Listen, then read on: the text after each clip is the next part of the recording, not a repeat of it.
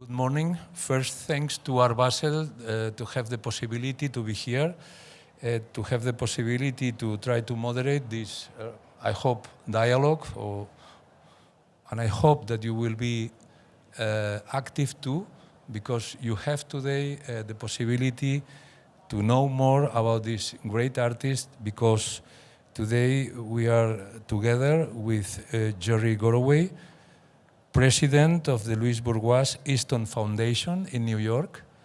Jerry have been working with Louise Bourgeois 30 years, so I'm sure that he knows many things, many interesting things, and I think will be very nice if you participate and ask to him maybe questions about the artist, questions about her life, questions about her attitude that I'm sure you are interested in. In the other side of the right side, Mr. Ulf Küster, who is curator and the great Beyeler Foundation here in Basel, and he was curating 2011 a show on Louise Bourgeois.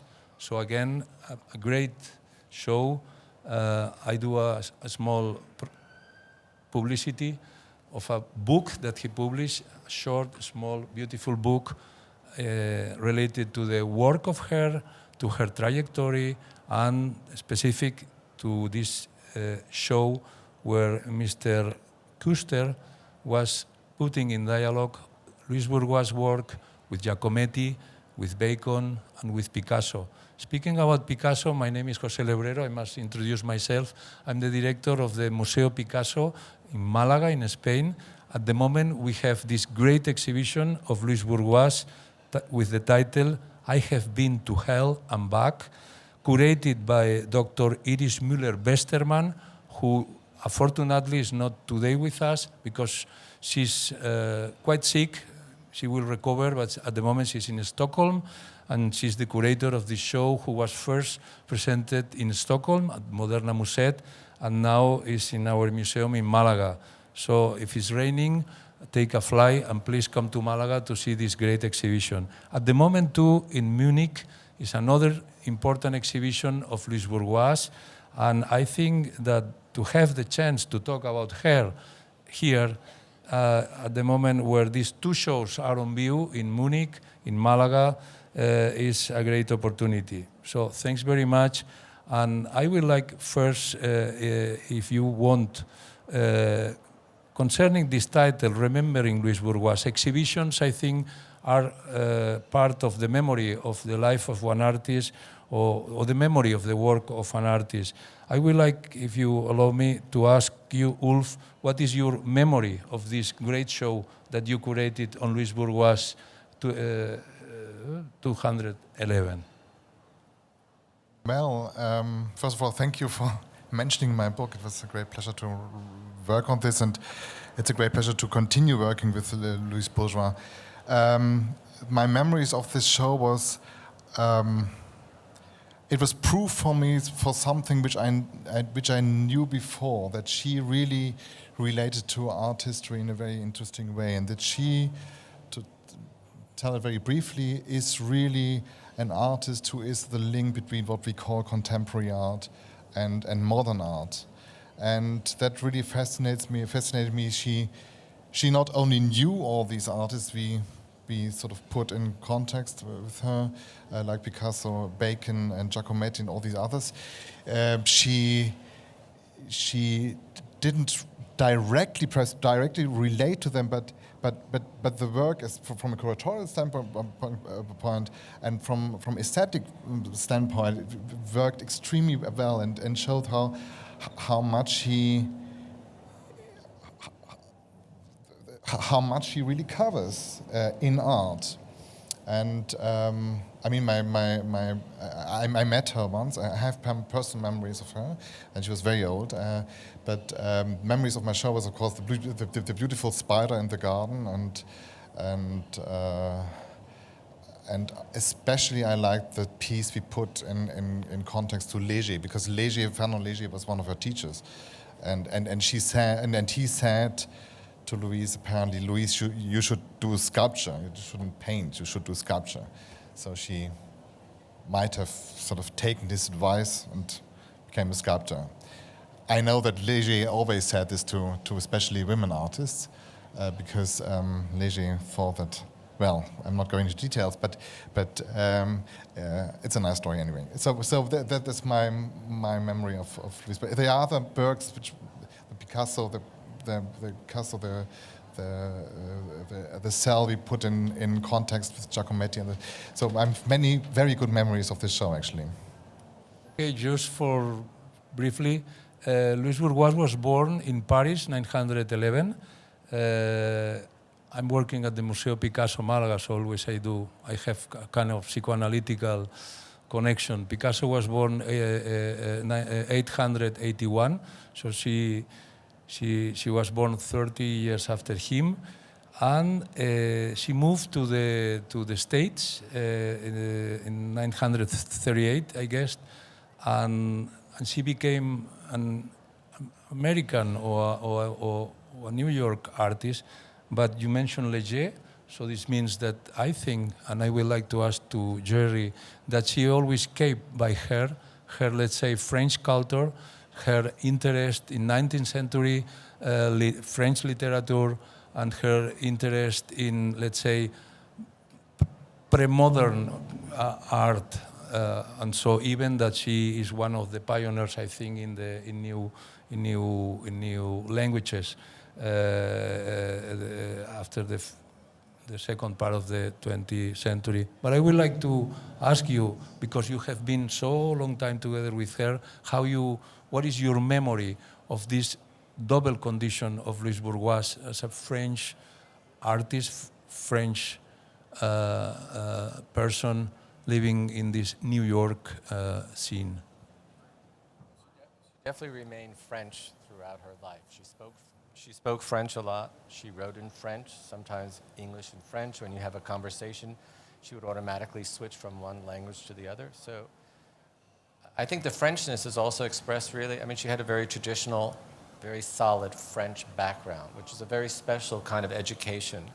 She went to Lycée Fenelon, she studied a little bit at the Sorbonne, mathematics and all that.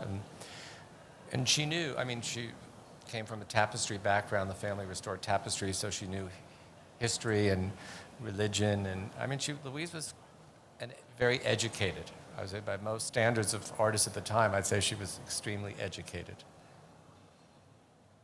And I think this sort of... And she was always, I've found this always interesting, she was so much rooted in French culture and French literature. You showed me her bedroom once. The bed was sort of surrounded by 19th century editions of all the big French writers, Balzac and all that. And this is really, I think this is for me, it's a kind of important thing that she really represented in a way French culture in a very interesting way. And then she was very intelligent, and then this extremely sudden sort of break took place. She met Robert Goldwater, and I think it was a matter of weeks. They got married, and they just went to America, and that was in 38. I think she was looking to get away from her father anyway. Her mother had died, and so I think she always described herself as a runaway. So I think when Robert appeared on the scene, it was like, I want to get out of Paris. She always said if she remained in Paris, and her father said she would never become an artist. It was not in the family setup. So coming to America really gave her a sense of freedom. All her work, virtually, except for student work, academic drawings, was made in New York. So and her work is very un-French. It has one thing is the way she thinks about things, and rational and analytical and all that is very the French side. But the actual realization of the work, I would say, is anything but French to me. Louise Bourgeois is often related to feminism, to woman artist work, and several times I think she said that she was not a feminist in the let's say in the ideological sense, in the 17th sense, no?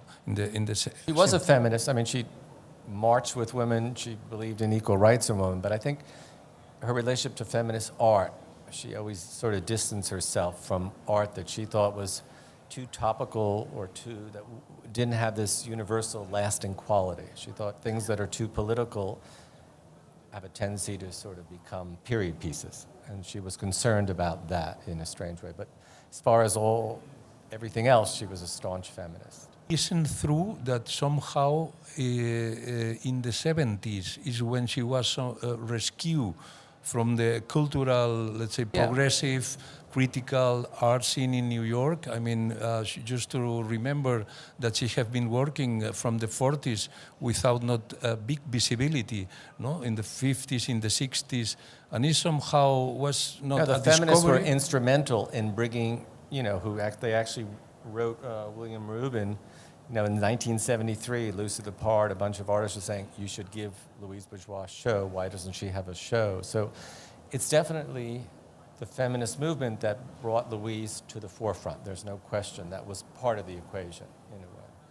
And part of the reason why I think it's hard to imagine, but what the art world was then and what it was like to be a woman then, but obviously there was major discrimination across the board. But Louise had that and her own psychological issues that sort of prevented her from sort of being under the radar, so to speak. Now, in our days, is almost neat to do exhibitions about Louise Bourgeois. Fondation Beyeler did one, we are doing one. But may I ask you both why it took so long time, this recognition? So the first, I think she was the second woman exhibition at MoMA, no?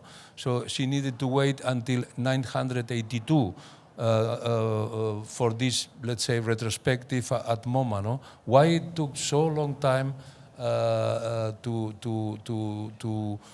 make visible in the museum scene the work of one artist that in our day is so venerated, that is so respected, that is so influent, not only in woman art, but I think in general in art.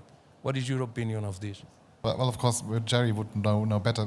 From my perspective as art, there were two things. Jerry already mentioned this briefly. On the one side, the art world in general was male-dominated in a very surprising way. If you look at documents in these discussions and they had especially the abstract expressionist movement was extremely male-dominated, and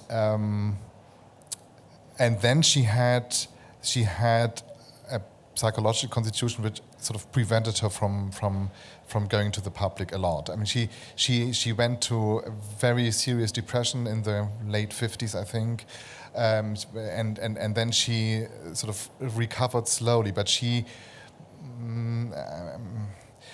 And then, as you said, there's this fantastic open letter written to Bill Rubin by many female art historians and male artists, to just asking Bill Rubin to give that woman a show at MoMA. By the way, it's more or less. Is it open to the public now? I saw it in the. The foundation has a lot of the archive, and we have that particular document, but. I'd agree, it's her own psychological mechanisms. It's the male-dominated art world. Abstract expressionism was really more of a high tie for painting rather than sculpture. I mean, most people in America, you think of David Smith as the only sort of sculptor who sort of, but Louise's work sort of, in a way, if you look at Louise's work made at this, she's actually was, I think, more advanced than David Smith in terms of her concept of space and all that. But it's a combination of many reasons, but also the thing is that it's the way she worked. At a certain point, Louise kept shifting. You could look at her work. That's what I thought was saying, that I think these three exhibitions, in a way, Ulf's exhibition in 2011 put Louise in a historical context. The Haus der Kunst is strictly just the cell, so you see Louise's evolution of a particular form. And then you have the show in Málaga, which is the themes, which mixes work from all periods, showing how Louise returned to the same themes, but reinvented the form and the language to sort of revisit it. Her work is like a spiral. So you have these three different approaches, in a way, to looking at Louise. We are in oh, please. And the work, she kept the work and she reworked the work for long periods. She returned to working with the pieces, which is perhaps more than other artists do actually. So. But now you have a lot of contemporary artists who make photographs, they make films, they do paintings, they could do sculpture. At the time, it was pretty much, people sort of developed a signature style and then repeated themselves to death, where Louise would not do that. So I think it was harder to comprehend. That's why the show at MoMA was really important, because it was the first time you can see a large body of the work simultaneously to try to understand, her own chronology, but also how she fit into this historical thing. I mean, she was somehow, it's a complex body of work. I think that's why, on one level, it's taken a long time, but the reason why there's lots of shows is now there are different approaches. It's quite a rich body of work, and I think that's sort of why you're seeing many different exhibitions. We're planning an exhibition of Louise and Munch in Oslo. I mean, you could put her work in various dialogues, and it's fascinating, I mean, in a way, and revealing to both. We are in a context, in a market context, I guess, no? Art Basel is a market context. I never somehow. Heard about this, actually. This is totally new to me. Okay, and we are in a time with market, position, production. The artist as a marketing person seems at least to be on the air.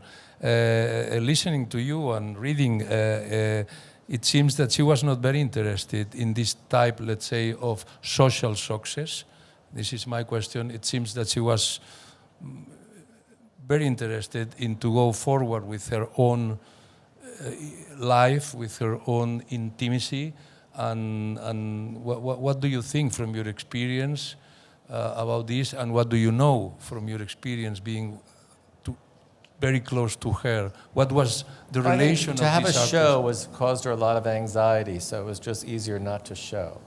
On the other hand, by not showing, she felt, being anonymous, she can do what she wants. She had total freedom. There was no pressure. There was some virtue to really being disregarded by the market, in a way. So she could just work at her own pace, develop her own language, and not sort of have any pressure. I mean, so I think that in her case, I mean, it's not like she didn't want to have a show. She just couldn't do it psychologically. On the other hand, it didn't mean that much to her. I mean, that's what I sort of organized all the shows. And I mean, the curators would come see her, but when it came down to the actual show, she was more interested in the new piece she was working on. That was the best piece. Everything had to focus on what she was doing. In terms of insecurity, to avoid to show, to avoid to be confronted. I think she always had a strong sense of herself. I don't think insecurity about what she did. I think in a way, at a certain point, you could see in the writings, in the 40s and 50s from her diaries and the psychoanalytic, I mean, she realized the game was rigged, in a way that she couldn't possibly play the game. She always said, send the judge to jail. Like, she didn't like the system. So she just sort of withdrew because she knew that she couldn't possibly get the benefits of what the system allowed to offer because it was very male-dominated in a way. Something I always wanted to ask you, I don't know. Took she pleasure in being famous, or was fame or? I think she did what Louise really did enjoy, is when people say they saw a show and they saw this work, and she always was curious to get their feedback. That was important to her, in a way. I mean, she didn't go to a lot of her own openings, even in New York at a certain point, but it wasn't, as I said, I think Louise had total faith and security in terms of what she produced, its value, its authenticity for her. And that was the primary thing, in a way, because it worked for her, relieved her anxiety, it helped her express what she wanted. If it had any value to someone else or to history, that was great, but that was like a secondary thing. But yeah, if the work, did touch people, she liked that in a way. Maybe some of you don't know that Louise Bourgeois was a gallerist too, in a certain point of her life. She was a gallerist. In Paris, she just took a little part of her father's tapestry gallery, and in order to make a living, she had studied at the École du Louvre and all that. She had a little section which had prints and books and tiny little paintings in a way, but it was very short-lived in a way. I think when the plan was for her to continue in the family business, and she didn't want to do that. But her father also controlled the purse strings, so she was trying to figure out a way how to survive in a way. What I read is that she was selling paintings by Delacroix, Matisse. Prints, mostly prints, though. Prints? Okay. Mostly prints and stuff. But She had a few paintings. She did, but I'm interested in the names, no? That she was selling prints by Delacroix, Matisse, Redon, Baladon, and Bonnard, no? This makes sense for you both in her work. They fit well, these artists of these 19th century and 20th century artists. Well, the Bonnard story is really interesting because I think the show after the Bourgeois show was a Bonnard show, and it was fantastic to see that she knew Bonnard. And my show about Bonnard was based on the idea that Bonnard had a house in the south of France, which he only used to paint. It was his sort of his. It was like like a cell. Let's call it a cell, Bonnard's cell. To work in, and it was built for the purpose of painting, especially his wife, in a painterly surroundings. Now, this house he lived in during the 20s, and Louise, and this is always what strikes me. She always seemed to have been at the right time, at the right moment. Her mother was ill. She took her mother to the south of France, and they rented a house, and they were neighbors of this strange painter called Bonnard. And she saw Bonnard when she was, I think, 12 years old or so, about 14 or so. And she was fascinated by this strange hermit painting in his house. And I wouldn't say that I wouldn't relate Bonnard's house to herself, but the idea to make an environment to work in, and sort of work with environments might have. I mean, I can't prove it, but might have perhaps be influential for her. And the other thing with the gallery is you can see it in Paris. It's now a bookshop, and when I'm in Paris, I'm always passing by the door and sort of use the doorknob. The door doesn't open anymore, but it's the door to Louise Bourgeois' short time gallery. This environment, this gallery, she had for a few months. I mean, that was a room which sort of for me functioned as a cell too, because she. By the way of, please correct me, Jerry, but it's my myth I'm sort of working on. So, by the way of selling or offering art to people, she got in contact to people, and I think she had a particular difficulty to get in contact with people. Sometimes more, sometimes less.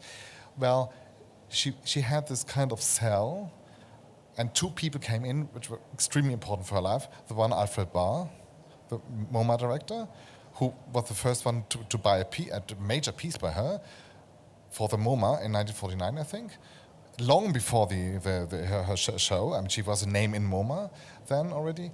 And the other one was Robert Goldwater, her future husband. I mean, she was, and seeing from today, it looks like as if she used this kind of short gallerist time to sort of move forward in her life, sort of really getting rid of her father, who gave her that space because it used to be part of the tapestry gallery. That's fascinating. It's always fascinates me. And how about her house in New York? Because house cell is always there, no? These mythical receptions, Sundays, no?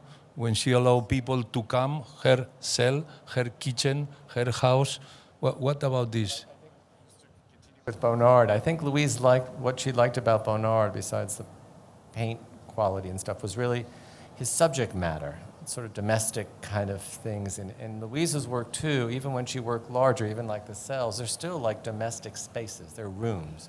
Louise, people say, oh, she started working so large. Yes, as a large spider. But essentially, Louise's work, she didn't have a studio. She lived in a Chelsea brownstone that wasn't more than 4 meters wide. So most of the work from the late 30s but she didn't have this house, though, until the 60s. But most of her work was made in the kitchen originally, then on the roof of the building, then when she finally got a house in Chelsea in the 60s. But that house was only like 4 meters wide. So you're talking, the idea of the scale of the domestic space, I think is important. The idea of that kind of sense of scale is in Bonnard to a certain extent, and also into Louise's sense of space, in a way. The foundation, we are opening the foundation in September. We sort of have 2 houses we're combining. One, we're trying to keep Louise's house the way it was, because it is like a work of art. I mean, in a way, it has all these exits and entrances. And when her husband died in '73, she got rid of all the furniture, got rid of all the domestic sort of bourgeois things, and the whole house became a studio. She'd write on the walls, and the house would change depending on the body of work she was working on. And we're preserving that, and the next house will have the archival material. What will be the task of this foundation in the future that you are now starting? Well, be open for scholars and writers who want to engage in Louise's work. Louise didn't throw anything out, so we have a vast archive. We have diaries, writings, notebooks. Her father was an amateur photographer. We have an incredible photo thing, and we also have an incredible body of work. So there's still a lot of research that can be done on Louise, and there's still a lot of material that hasn't. We just found 2 diaries recently that we didn't know from the 20s. So it's an ongoing process of archiving this thing. So this means that even that we are speaking about one artist that passed away 2010, and she was almost 100 years old, and she has been working very, very much, still is much to learn, much to know, much to discover. I think so, yeah. Well, what about you? I'm beginning to work on editing the letters of Louise Bourgeois and Robert Goldwater, her husband, and this is extremely fascinating, because they were apparently a very happily married couple with all the problems one has apparently when married or living in a close relation, and it's extremely interesting how she during the 60s, when she was about 50 years old, she went to Italy every summer and to Pietrasanta and Carrara to do work on marble, and they wrote every day, even the most banal things. But some of these things are really interesting, and it puts it in an interesting perspective, even on Robert Goldwater, who was a very interesting man, art historian, a very important person in the abstract expressionist movement, but in the so-called tribal art movement as well, and a professor at the Institute of Fine Arts in New York. I mean, these letters are, for just one example. At one point, she writes, "Oh, this marble is so costly. Can we afford this? And this is terrible. We spend so much money." And he writes back to her immediately, "Louise, take the expensive marble. Everything will pay off."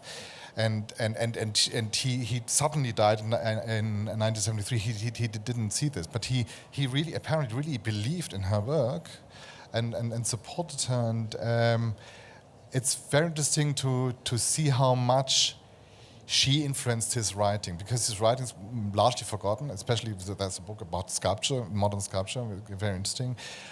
He works on the books, and she's in Italy, and she sort of makes comments about this book, and he comments her work. So these are things. This is an enormously rich life, and it's very many aspects, and of course it puts totally another perspective to them. Already known and in parts published psychoanalytical writings. She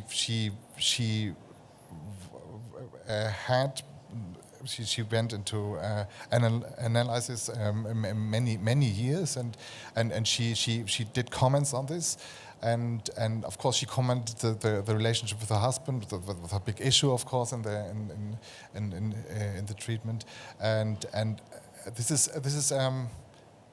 this might add another really interesting sort of part to understanding her life, but the whole situation of the New York art world in the 60s and the 70s, and early 70s and the 50s.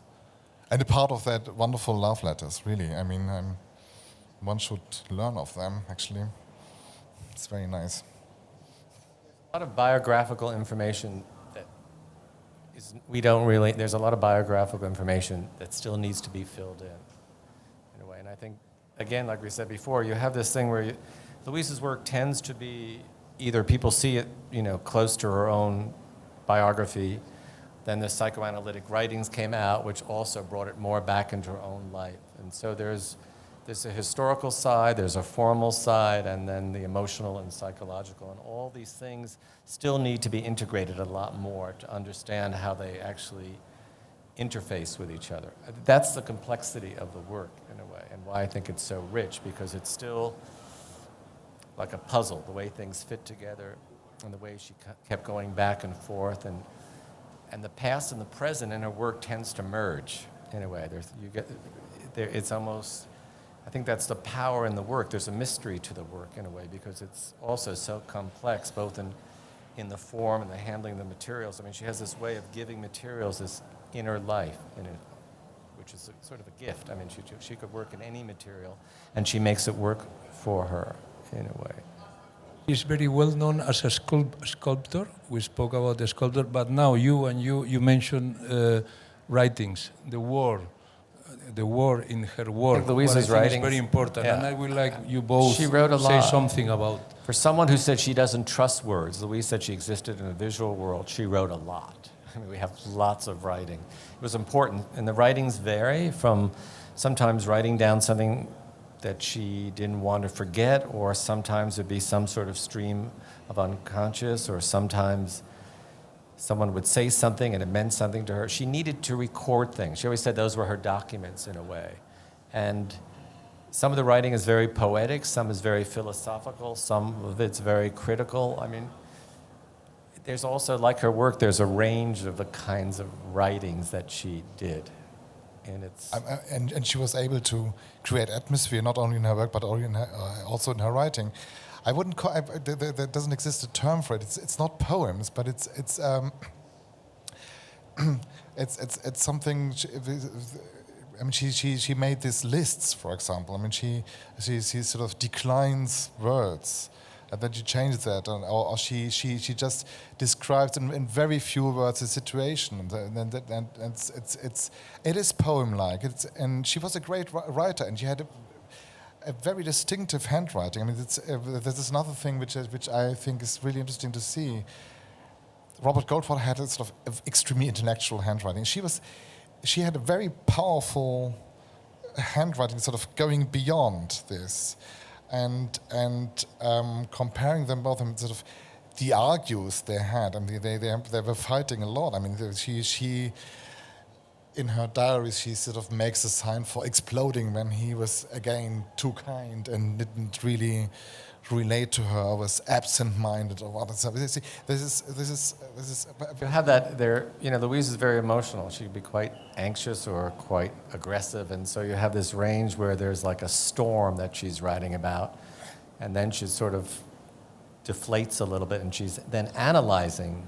So she goes from this emotional sort of unconscious, aggression or hostility, and then it goes into an analytic mode where she's then analyzing what the situation is, and the change, and the tenor changes in a way. So there's almost, it's like her work. You always have these like two contradictory things that are always put together, whether it's male or female, love, hate. I mean, and the writings have that same thing. I mean, there's times where she's just venting, and it's nasty, vile, aggressive, hostility, or just fear, and she's describing her body in a state of anxiety that is amazing. I mean, it's just so vivid and so real, and she's so in touch with her body and conveys exactly what's going on. It's just the same way she does with her art. I mean, and then there's an analytic side where she has to analyze it, and she analyzes it from every perspective, from her own perspective for the person, from her mother's point of view, the father's point of view, the children's point of view. I mean,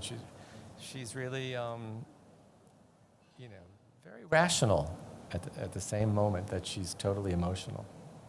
The exhibition in Malaga points one time and another time and another this idea of family, no?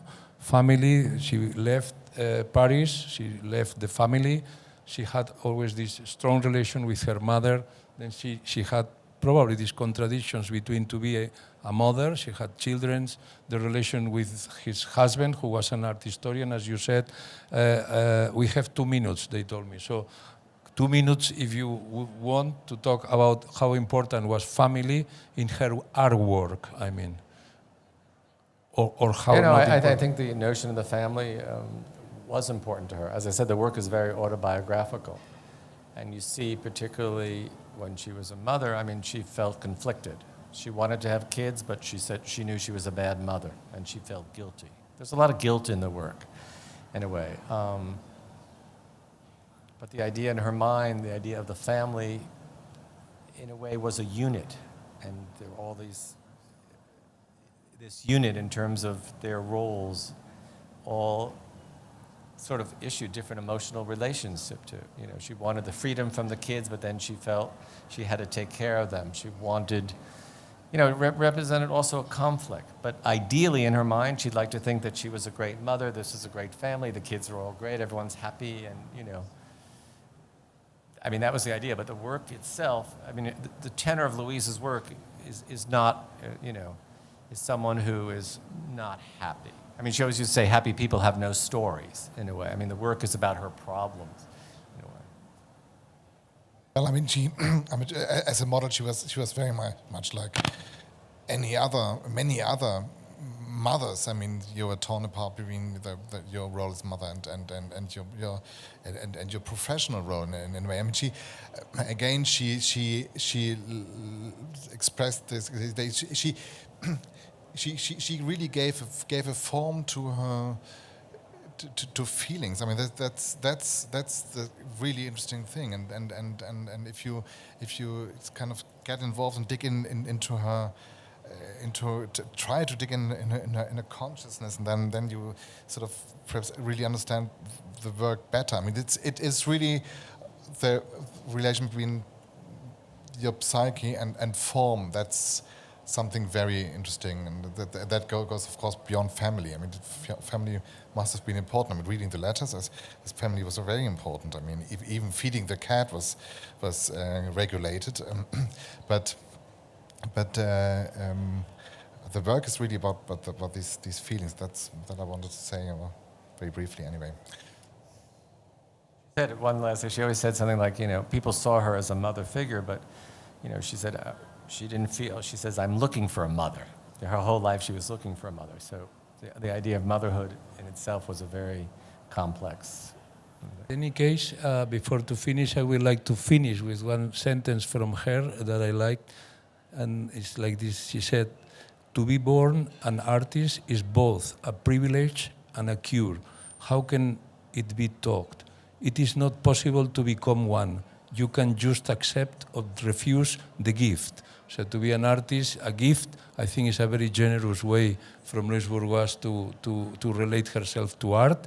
So if it's any question, or we have already a question, thank you very much. You got now a microphone? I had the privilege to be in one of those mythical appointments, and I had a great memory how he touched me with his attitude. I remember her very good, and I wanted to know those mythical appointments that left many impressions to people. I remember when I asked Jerry if I can kiss her at the end of the appointment, he said no. In any case, I'm sorry, I couldn't resist in a moment. So when I kiss her, I feel like from her so much love that made me almost cry in that moment. I wanted to know when those appointments start, because if for her was important to receive the feedback about her work, what was for her that Sunday? She was preparing herself so much. It was a kind of intimated big celebration or big moment for her. In what year those appointments start? How was graduation? They started after her husband died in a very loose way, but then by the 80s and 90s, they became more structured. But, you know, she didn't really talk about her work at those particular things. It was really not about her own thing. It was her way. She wasn't going out of the house so much, but she liked young people. Louise had very few people her own age. So she wasn't going out a lot, and she'd open the house up to see what other people were up to as her way of communicating. And she wanted to know what other people were doing, what other artists, writers, or musicians and all that. But it wasn't really about herself on one hand. And she started that because Sunday was the one day that we did not go to studio. We didn't work. So Sunday was her day to open the house up, to have people come. And when she you said already. Well, it started after 70, but it became much more formal in the 80s and 90s where word got out in a way, because she didn't want to be interrupted during the week. So she used to just string everyone together. She'd say, whether it was a writer or a curator or something, oh, come on a Sunday. She'd like all these appointments, you know, everyone to sort of meet on a Sunday. Someone else? Yes, I've so much enjoyed the intimacy of this conversation. Thank you. I wanted to ask that broader idea that was brought up at the very beginning of her being kind of an artist that's a bridge between the modern and the contemporary. And I think that I've seen in a lot of writing about this particular exhibition, Art Basel, that there's a conversation about the modern and the contemporary. I see her as being really a wonderful artist for that idea of a bridge or link. Do either of you or either three of you have an idea or additional comments on that idea? Well, I've written in my little book on it, and it's you know, she grew up artistically later on in this abstract expressionist movement. There was abstract art, there was pure, in a way, the idea of totally pure art. And there's this wonderful situation when these artists discussed a lot. And she was one of the few women being invited to this. And there's a wonderful photograph of her sitting next to Barnett Newman. And at one of these occasions, she's asking the wonderful question to the male, to the man sitting around her, sort of, isn't art like giving childbirth, you know? And of course, this question wasn't really not only accepted, it wasn't answered at all. I mean, it's something she put a story back to this idea of total concentration on form. She got a lot of criticism when she exhibited the personage, these column-like figures, because she gave very poetic titles to them. It wasn't only untitled or number 5 or number 6 or number 7. It was, and she was criticized for sort of adding something which was then regarded as outdated. But you know, the idea of feeling an art, of expression, of really expressing yourself was when she came out, was totally unmodern. And that is, for example, this is very important in contemporary art, I think. And this is something she changed. She used the form of, she very much worked in abstract art, I think, in abstract forms, but she developed this. This is an example. I mean, she said, I mean, first of all, she always used to say, you know, artist does not eat art history. Art is about having a piece and encounters and experience. Her husband was an art historian. She said it's a separate discipline. She said people confuse the two, but they have nothing to do with each other. She said art history is good, but it's something else. Very wise, really. I think that's... More questions? No? No? Okay. So, art is not art history, but I think that Louise Bourgeois belongs to art history already as one of the more influential artists of the second part of the 20th century. Thanks very much to be here. Thanks, Gary. And to you, please go to Munich. You have this great exhibition, or come to Málaga. You have a great exhibition too. Thank you very much.